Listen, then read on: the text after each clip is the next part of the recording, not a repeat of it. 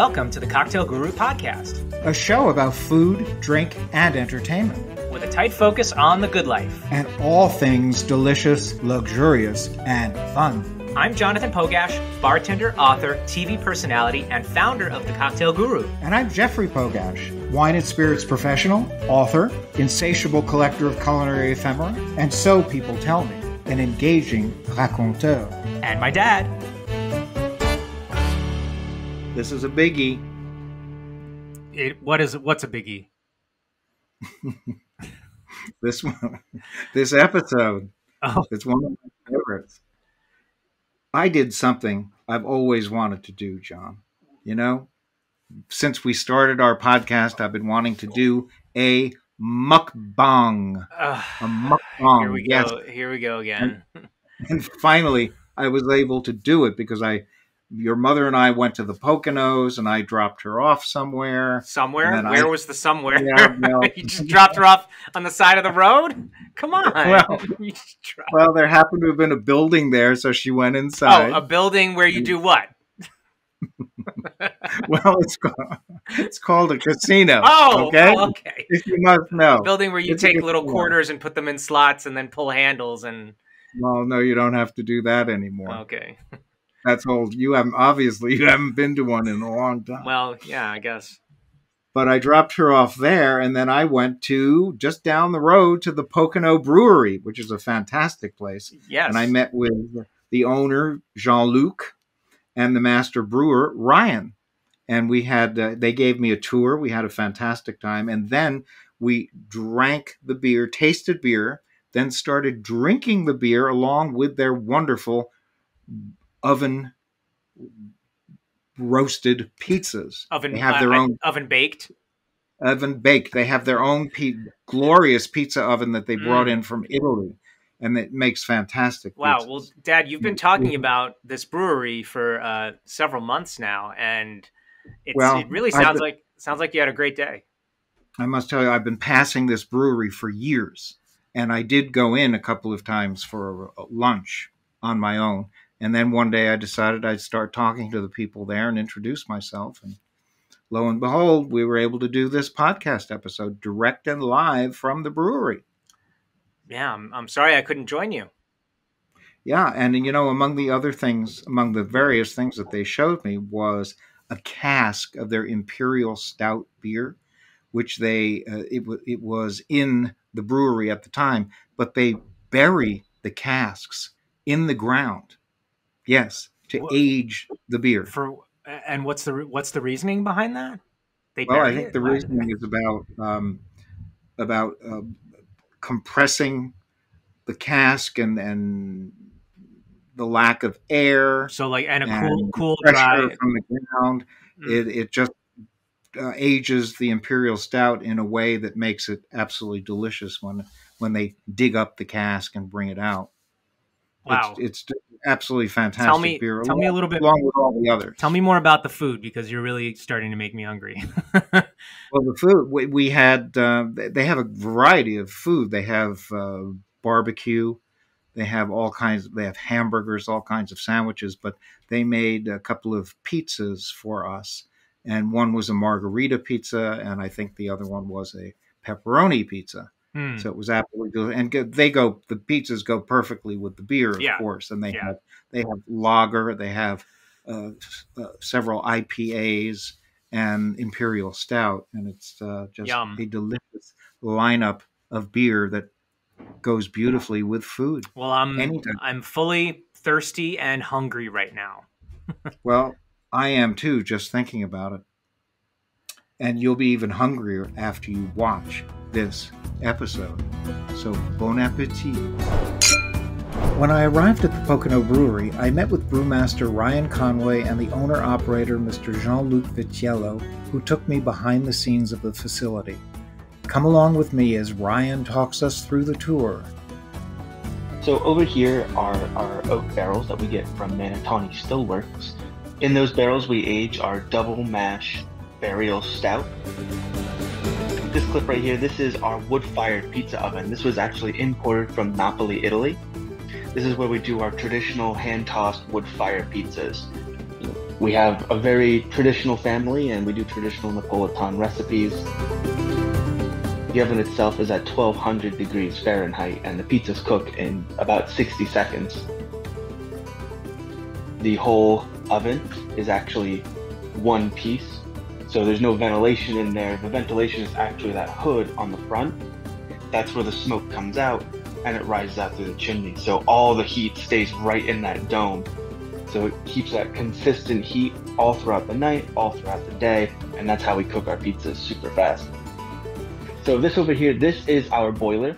This is the beating heart of the brewery, because that is where all the water gets heated up, turned into steam, which all that heat goes into cooking our mash, our wort.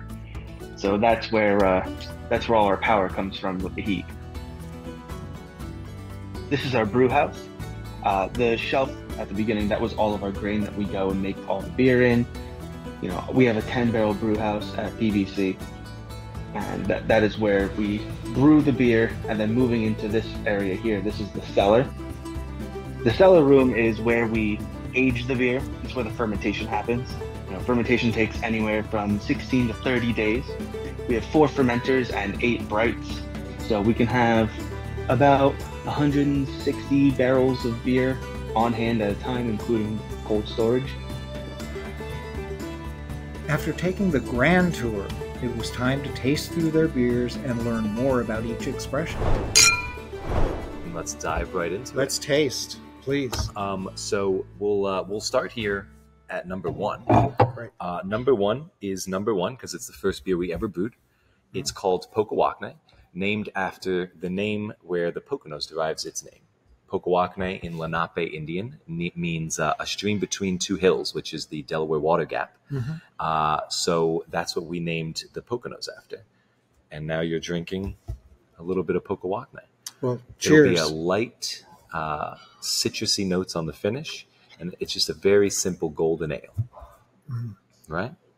That's good. Very smooth. That's really good. A golden ale. Golden ale. Which is somewhere in between like a lager and an ale, is it not? Maybe a little bit before lager.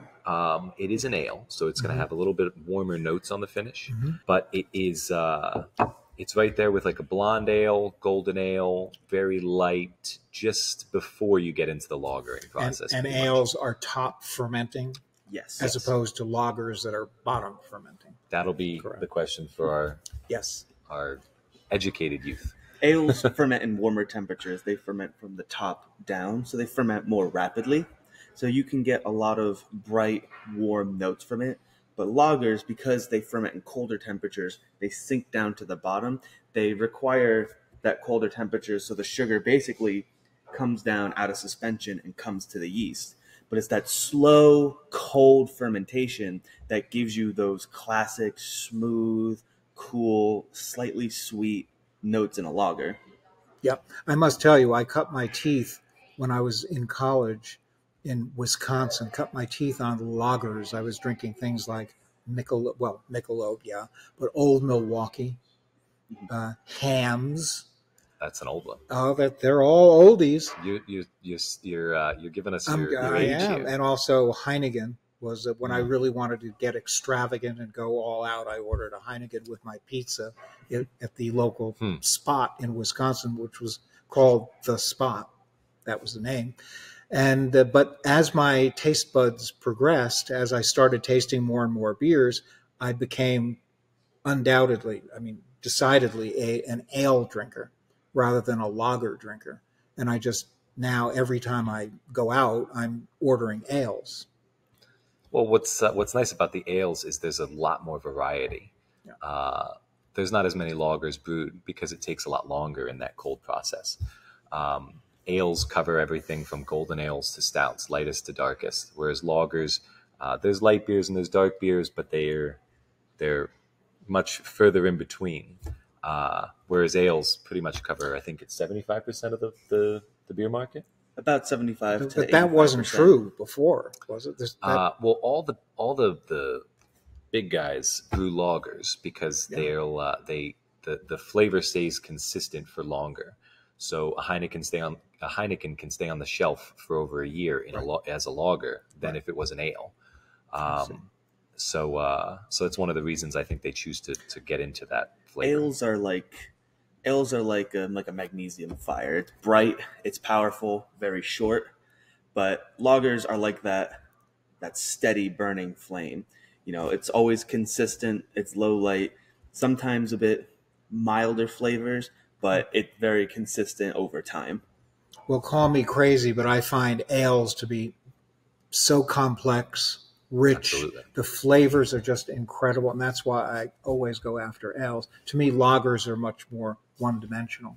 Well, generally. Well, hopefully we have one lager to kick you into, and then we can get right back in the ales. Okay, let that. So give me as many lagers as you like. That's fine. This is our Mock Chunk, named after the city of Jim Thorpe, previously known as Mock Chunk, and that city has deep roots in the Poconos, and the making of a great city takes time, much like the making of a great lager, the Mock Chunk. Well, maybe I'll change my opinion about lager. This is absolutely delicious. Well, thank you. This is fabulous. Yeah, nice caramel notes on the finish with a light crisp back end.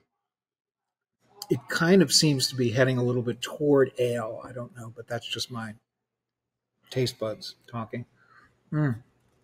That's so good. I also have to tell you that my first ale, and this is what got me into ales, oddly enough, was Ballantine India Pale. Nice. Ballantine IPA. That was my first, and I must have been, 19 or 20 years old when I first tasted it. Wow. That was a long time. I didn't realize they were around that long. Yeah. Speaking of IPA, speaking of IPA, our next beer up is definitely one of our most popular. That is our Wally Wilson. Wally Wilson IPA. Wow. And who is Wally Wilson? So, it's a fantastic story. I love this one. So, what year was it that they bought out the town? Roughly 1906, I think, was the beginning of the build. So, in 1906, the town of Wilsonville got bought out to get flooded in order to make Lake Wallenpaupack. And after they made the Lake Wallenpaupack, the PP&L company built a hydroelectric dam there, and now we named our beer after Lake Wallenpaupack and the town of Wilsonville at the bottom, Wally Wilson. They say on a really dry summer, you can still see the church steeple poking out of the lake.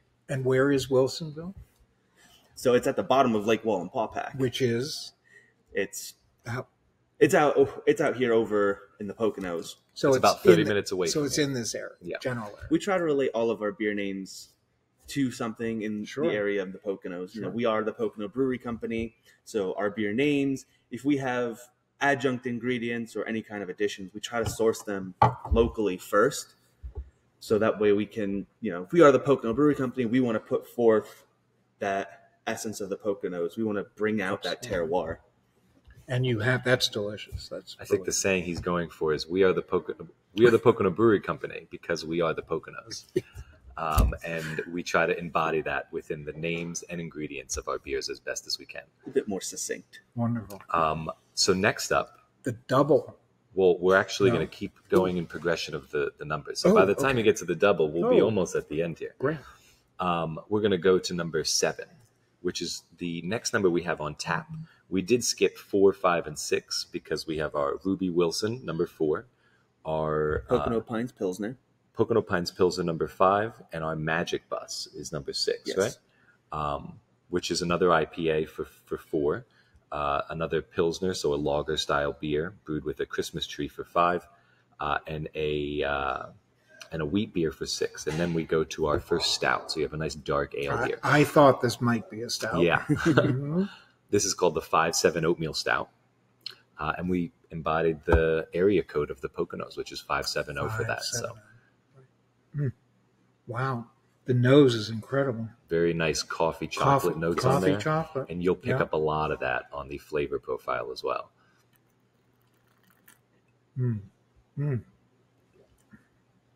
Yes, this is, how can we call it, the baby sister to the Imperial Stout that you make? I'm glad that you mentioned that because this one has an older brother, our Imperial Oatmeal Stout, the Underground, where we take this beer, we imperialize it to 11%. We put it in a locally sourced whiskey barrel which, as local as we can get, is Manatawny whiskey out of Philadelphia. Really, really great spot if you ever want to check out a distillery. But they give us 10 to 15 barrels a year, and we bury that beer underground for 9 months and unearth it on our anniversary party on Father's Day every year. So we have the little brother and the older brother, which has that really great coffee chocolate note on there as well. I've never heard of any brewery doing that with their beer, burying their beer. Do you want to hear the story behind that one? Because it's a full circle situation here. Sure. So we're good friends with a local winery that takes one of their wines and they bury it underground. So our first year, I decided that we wanted to try that out. We took a beer. I talked to the owner over there, and we buried our beer underground with the permission of the person who I had thought had come up with the idea. And it turns out, after we met Ryan and we talked about that beer and we started brewing it, he explained that his first job that Tammy got him was for that winery, and it was his idea to bring back an old tradition of winemaking that is an underground aging process. If you want to talk a little bit about that. So back in antiquity, if you didn't have the money to dig out and build a wine cellar, your next best option would be to bury it underground. Once you hit a certain depth, the ground's going to be a consistent temperature all year round. There's no air exposure, and it's especially nice aging it on wood because you have the angel tax, which the water inside will evaporate out, and you'll lose volume over time. If you ever go to a distillery where they're aging something for decades, they'll open the barrel and it's halfway full. They didn't fill it halfway. It's just that natural distillation over time of the evaporation just brings it into a more concentrated liquid. But when you age it underground, because there's water in the dirt, that water has nowhere to go. So it just flexes in and out of the wood, and you just keep rolling more and more of that char, that vanilla note. Now, does this one go into oak barrels also? The oatmeal stout does not.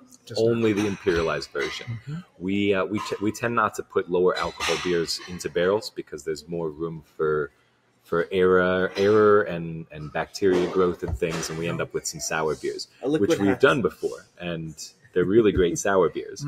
But when it comes to the stout, we really like that high alcohol. The coffee is incredible. It's coming right through in the middle of the mouth. It's fantastic. Thank you. The beverage has to be 11% at minimum to basically clean itself to stave off bacterial infection, which is why we age our imperialized stout. We get it up to at least 11% alcohol by volume. So that way we don't have to chemically stabilize it. We don't have to put any more preservatives in it. It just keeps itself clean as it ages. And all of these will go very well with food, too. Yeah, absolutely. Yes. Especially pizza. Especially pizza, for sure. What's a better combination than beer and pizza? Absolutely nothing better. Nothing better. We can continue on. Yes, we can. So in continuation, we're actually talking about another beer that has a little brother and older brother with a barrel aging process. And that's number 14. This is our Appalachian cider.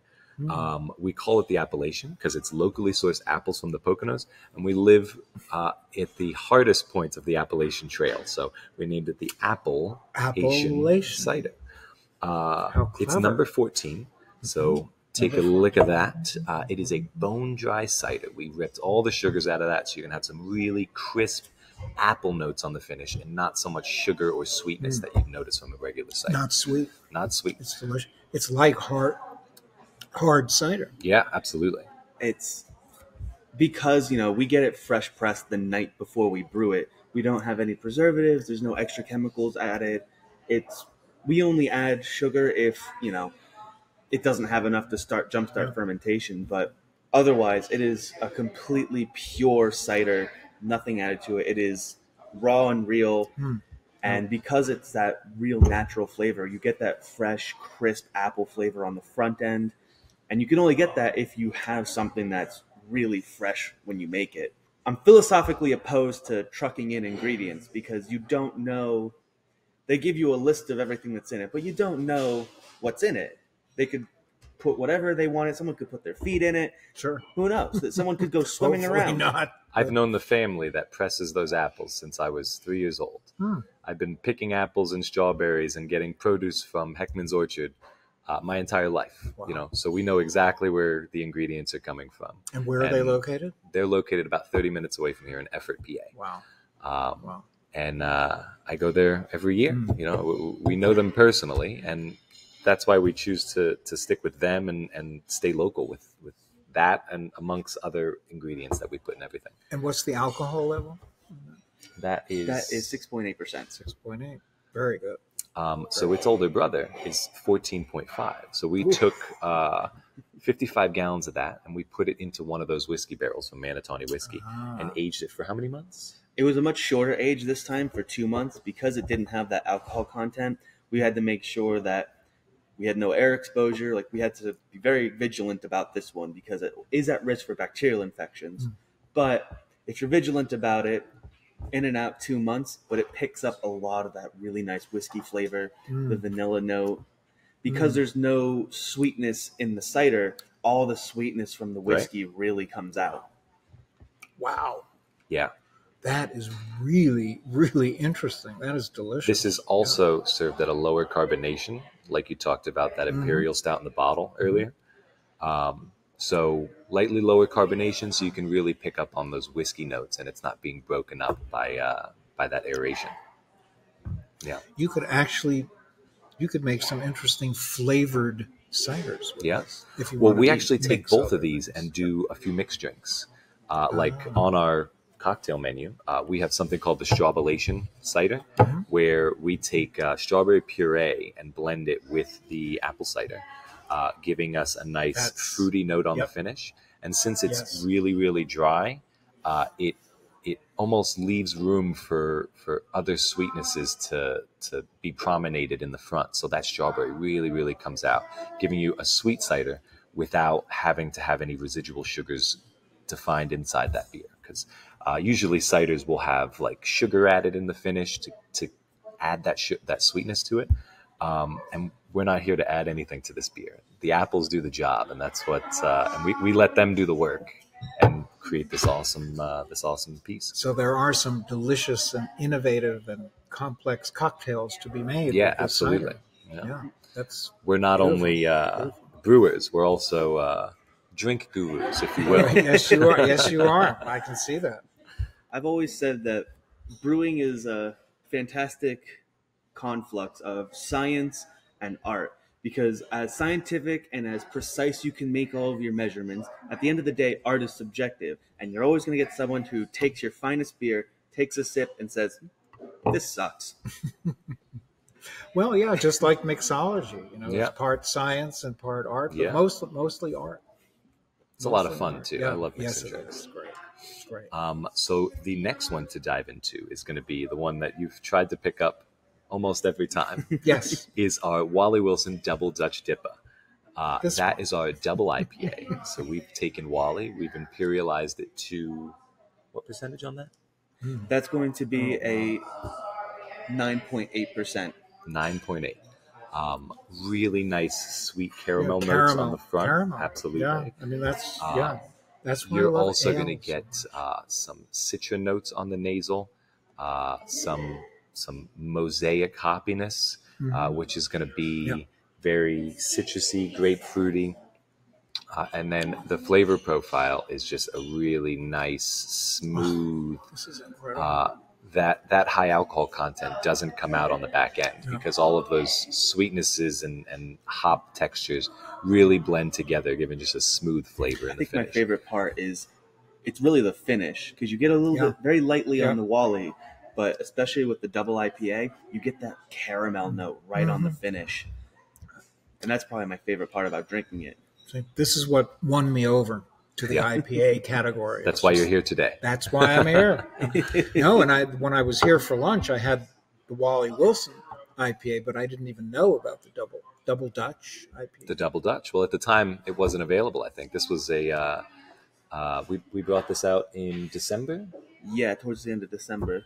So it might have been either came out just after you got here. Wow. Well, I'm so happy to be here now that it's available. The Imperial beers, we have to limit ourselves when we do it because, A, they take up a lot of time, they take up a lot of space, but it's also a huge brew day to make them. Jean-Luc, he starts the day at 10 o'clock at night, starts brewing all throughout the night. Mm-hmm. I'll take a nap and then show up at about 3 in the morning to keep on that mash process, because you need to go through so much grain to mash out. It winds up being like a 16-hour work day. And then you just on and off fall asleep and wake up and make sure that valve's hit, do that. Oh, yeah. It's a never-ending process. Almost no time to eat. Right. But there's time to eat. And guess what? Guess what we have in back? We have some luscious pizzas and another brew. Wow, this is incredible. This is incredible. Thank you, gentlemen, for this incredible toasting. Wow. Look at this. Ooh. So me and Ryan will share one, and you can have one to yourself. Thank you. I need to diet. Well, all these beers are going I'm right not to my able stomach. to eat an entire pizza like this. Some of it most often I share with my wife. She's busy working and gambling assiduously in the casino and working very hard. Well, we'll see if she's done well when you have to, sell one of the cameras. Yeah, exactly. We're down another camera angle. Exactly. So in front of us here, we have a margarita pizza, fresh mozzarella cheese, homemade tomato sauce, and fresh basil, cooked in our wood-burning oven imported from Naples, Italy. And that oven is incredible. Yeah. Brian was he telling you the temperature? He fired it up for you. Excellent. Yeah. Excellent. So you got the Vincenzo real treat. was late. He's not only a brewer, but he's learning how to make pizza now. See, anything that has to do with fermentation, he's in it. Yes. And also the beer that I've brought out is our Basil Saison. This is number 9. This is a Saison brewed with, 5 pounds of fresh basil? 5 pounds of fresh basil leaves. Wow. So this with the margarita is the perfect combination. So it's kind of in the tradition of a Belgian ale? Somewhat a little bit with a special blend of yeast that we blend 2 different yeasts together that help give us a nice peppery finish. So it's almost adding a little bit of salt and pepper to the end of your pizza. Well, you know what this is called when you do a podcast and you eat at the same time? What's that called? It's called a mukbang. A mukbang. And I have always wanted to do a mukbang. Well, we have not done one yet. I'm honored on to our podcast. I'm glad this episode has been a bunch of firsts. It has been. First for beer, the first mukbang. How about you make a pizza later, and this will be the first time you made a pizza. I have never made a pizza before. There you go. We'll see what you got. This is the crust. Cheers. It's just incredible. It's thin. We make all of our dough fresh. We make it every morning. Enzo makes all of our dough fresh. Every morning Enzo comes in to make all of our dough fresh. Maybe that's why he was late. He just didn't. So I'm not sure if Ryan told you about the oven, but again, it is imported from Naples, Italy. It's built as one unit. So a lot of the wood-burning ovens you'll find in the U.S. Are 2 to 3 parts that get plugged together because they're very, very heavy. A lot of fire-resistant concrete in there, and so on. And what that does is when you have to put those together, you create spaces where heat can escape. And the whole point of a pizza oven is to retain that heat within the oven and feed it into the pizza as hot as you can. So our oven maintains a temperature between 900 and 1200 degrees, depending on how many pizzas we're actually making at a time. And it can only do that because it's one piece. And so this pizza actually cooks in about 60 seconds. It just flash cooks it. You can actually see on the side here where you have darker spots and lighter spots. That's because that flame is just shooting heat at it. But what I love about it is it's not burned. Not burnt at all. So many wood-fired pizzas come out burned, and I could never quite understand why that was happening. The reason is because since that temperature in the oven isn't that 900 to 1200 degrees, the deck is still so hot. It takes longer for the top of the pizza to cook, so that deck burns your pizza. So unless you're constantly cooking pizza and putting the pizza on that same spot, cooling that deck down, you'll never actually have a consistently cooked pizza all the way through. Whereas at the temperatures we're running, the top and bottom are cooking within 1 minute consistently together, and voila. It's also really cool to just watch because, you put all of your ingredients on top, all the cheese and everything, and you can quite literally watch it in real time. The cheese just settles and melts down. You watch the dough rise on the crust. This is really interesting because the dough, the crust is very soft. It's very doughy. It's like putting your head on a down pillow. It's just very gentle, soft, and delicious way to make a pizza. And I don't think I've ever had a crust quite like this before. Well, thank you. Wow. Enzo's the best, but the pizza oven is also a big piece of that. This is what we've done my whole life. Actually, I was born in the pizza industry. It wasn't until 10 years ago that I really got into the beer world.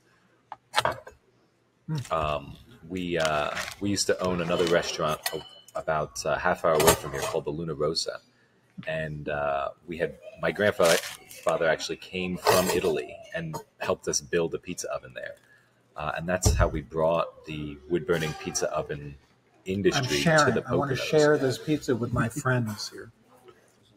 So when we decided to get into the beer world, we also wanted to make sure that we were bringing in something else that we love, and that's the pizza. So we took the game room out of what was there and built an entire stage, basically, for the pizza oven, because these pizzas are cooked, as you saw, right in the middle of the dining room, pretty much. And that's one of the best parts. You can come up and watch pizzas get made all day. It's really great. But this beer goes so well. It's just incredible. I think not just this beer, but this beer is designed specifically for this. Well, try it out. See how the double Dutch. You've got this one right here. That's the double Dutch. That's what I was really anxious to try with the pizza. I think one of the most fun things it's been, operating PBC is that fusion of Italian cuisine and beer brewing, because a lot of the features of Italian cuisine are simple recipes, high quality ingredients, and your flavor just comes from fresh, high quality ingredients. So we get to try to emulate that with our pizza, our food, and our beer. We try to have really fresh, high quality ingredients, and we make beers that, I don't want to call them simple, but if it comes down to having 14 different grains, well, can we cut that down? What are the flavors that we want to distill, and let's aim for that. I would rather have 3 pronounced flavors in a beer than 14 muddy flavors in a beer. Simplicity is bliss. The margarita pizza, like he said, is 4 ingredients. Delicious. And it's delicious. So if you can put more ingredients on that and it'll just get better. But, my thought is always simplicity is bliss, because you could put a bunch of ingredients on a pizza that isn't good and it'll taste okay. But if you can get down to the bare basics and have a pizza that is addictive like this one is, I think you've done something really great. So good. So good. And what's the difference between the Saison that we're drinking and the double IPA? So the Saison, the biggest difference is that it has an adjunct of basil in it. So you get that herbal taste to it. The yeast we use is also a special blend that we create. So the yeast that we use gives it a really nice peppery finish. But with the double IPA, you get a lot more of the sweeter, malty flavors combined with the bitter hop notes. So this one is a lot more herbal, a lot more peppery, whereas the double IPA is malty and bitter. One thing I always like to talk about when I'm teaching classes, which I do on wine, mixology, and beer as well, I always include beer, is the importance of yeast and how yeast, even when it comes to, it's more obvious, I think, with beer, but with wine as well. Yeast contributes so much to the flavor of a beer and wine that it's often ignored. The yeast is actually the brewer. We're just pushing water in the right direction for yeast to do its job the right way. There's an old saying in the brewing world where brewers make wort, yeast makes beer. And when it comes to, let's say, champagne, one of my favorite wines, yeast is everything. And I'm referring to Champagne in the province of Champagne in France. True champagne from France is yeast driven, whereas California sparkling wine, for example, is fruit driven. Yeast. I didn't know that. Yeast is what contributes to most of the flavor in an aged champagne. It's really remarkable. It's also really fun because my degree was in fermentation, so I learned a lot about wine and beer, but also a lot of food fermentation. 1/3 of all foods on Earth are fermented foods. Mm-hmm. And you have a lot of the obvious ones like sauerkraut, kimchi, and you have a lot of less obvious ones. Bread is a fermented food. Chocolate is a fermented food. Mm-hmm. And it's this really cool process of utilizing microbes to transform a substance into something more flavorful, more nutritious, more edible. Have you ever heard of harkarl? No. So harkarl is an Icelandic delicacy, and it is fermented basking shark. Ooh. You told me about this. Basking shark is toxic to humans, but when fermented, the microbes break down those toxins to make it into an edible food source. Apparently, it tastes absolutely foul. The gentleman from Weird Foods tried some, and he said it was the worst thing he's ever eaten. But I guess it's just an acquired taste. I don't know. People are eating it. I'd like to try it. Mm-hmm. Can we get a basking shark in? Let's go. So I think we've done something cool here because we've saved the last beer that we have on the flight. Oh, good. For just towards the end of the pizza, and we can almost consider this a dessert beer. This is our Wally C137. It is a hibiscus tea infused kettle sour. It is on the line between an IPA and a what were we talking about yesterday? Almost like a shandy. Almost like a shandy. Like a shandy. Yeah. You're going to get some real nice tart notes in there. Our souring is at 3.14 on the sour scale. pH balance. pH balance. That's really good. Really good. And it brings out some really bright, rosy notes on it. Another cool thing about that beer is it's our, I think, 4th version of Wally. So Wally, we kind of like build different styles of beers based on Wally himself. So this one is named Wally C137 because it's a Wally from another dimension. It's a Rick and Morty play where this is Wally from another dimension where the world has been Cronenberg. Ryan has a car and the brewery is 3 feet to the left. Right? Wow, it really goes well with this pizza too. Yeah, I mean, everything. Everything. All of them are going to go well with the pizza for sure. But that is a real good finishing beer, as well as it's another beer that we like to do mixed drinks with because it's got that sweet sour note to it, so it blends really well as a cocktail too. And that tea that we use in it, we get it sourced from Morgan Rake, which is a local coffee and tea grower in Blakesley. A little bit south of Blakesley in Effort, PA. It's called Morgan Rake Coffee Roasters. And as a history of the Poconos, she actually resides in as well as runs her business out of the old Effort Hotel, which, if I am if I'm naming the person right, I'm pretty sure Lincoln stayed at that hotel at one point. And if not Lincoln, another important president. That hotel has been around for almost 200 years now, and they're in the process of restoring it. As well as you can walk through and go to their antique shop and their tea and coffee shop. It's a really, really cool like local spot to just check out, as well as get some delicious product from. And that's another reason why we choose them. Yeah, we love history too. That's one of the reasons why we started this podcast, as a matter of fact. Thank you so much, gentlemen, for this incredible tasting, for the fabulous pizza. This is just beyond my expectations. It's just been an incredible Well, thank you for coming by. time here at Pocono Brewery. Thank you very much. Wow, Dad, that all looked amazing. I mean, their facilities and the beer, the food looked like you were having a ball, really. I was having a blast, even though it was pouring rain outside at the time. It was right. Tropical downpour, but we were warm and toasty and cozy inside, having great beer and great food. The foods, it tasted great. It smelled great. The beers smell. The place is permeated with the scent of fine beer. So it's a great experience, and I recommend it to everyone. My favorite. Yeah, what was your favorite? Did you have a favorite beer? Yeah, the IPA. Oh, you do love IPAs. That we know. I'm an IPA fan, and I really love.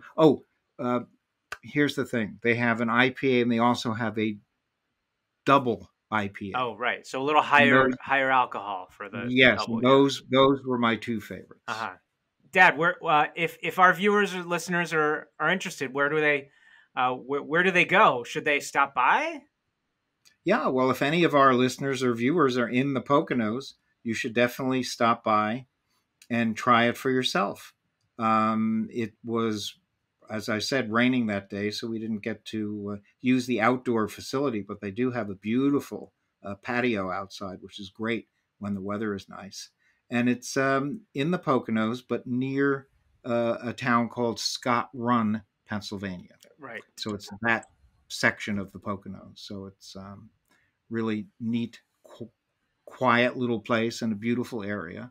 And anyone can just drop by and tell Jean-Luc and Ryan that you saw the podcast, and then sit down, enjoy, and have great food and great beer. So they should drop our names?